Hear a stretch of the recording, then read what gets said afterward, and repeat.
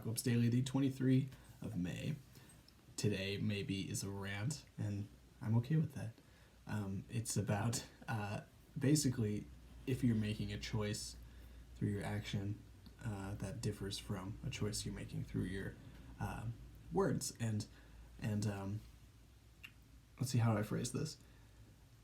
The analogy I use is meat eating, and I think that, personally, I eat fish. That's at this point the only meat I consistently eat, but I don't see much of a distinction between eating fish versus eating other animals, and I own that, and I think it's, I'm willing to do that. I'm willing to draw that line, because everyone draws their line at a certain point of what they deem acceptable versus not acceptable, and you can have a rational discussion on that, and I think it's interesting to do that, and the line has moved many times over the years. Ooh, pardon me. And so it might move again, and I have respect for an opinion that has a definition and that is consistently held and acted upon, and then is willing to move depending on new data, new perspectives. All of that's great. I think that's basically the only way we're going to move forward as humanity.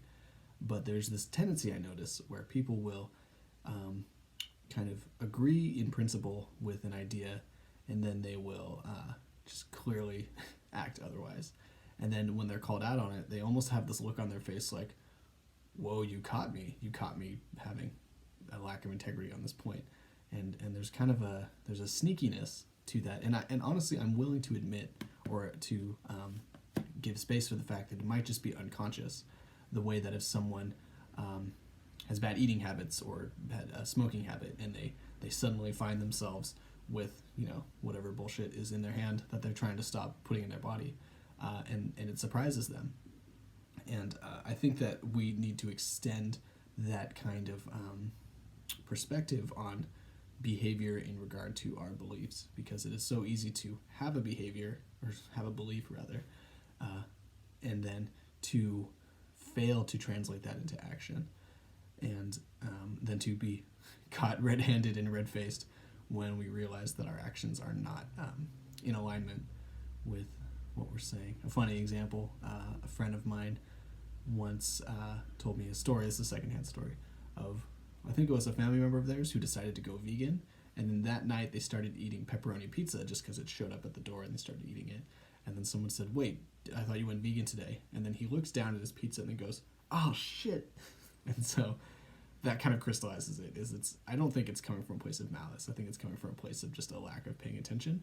But the only remedy to that is to pay more attention and to have more reminders, both internally and socially, from the outside. And so if you see people, failing with their integrity and their actions, there's going to be a way to approach that. But I think it's good to take a scan consistently of ourselves and to notice what we say, and then ask ourselves, do I do this thing? And if you don't have a reason for it, make one up. Just start, because clearly there's a reason for it, because you're still doing it.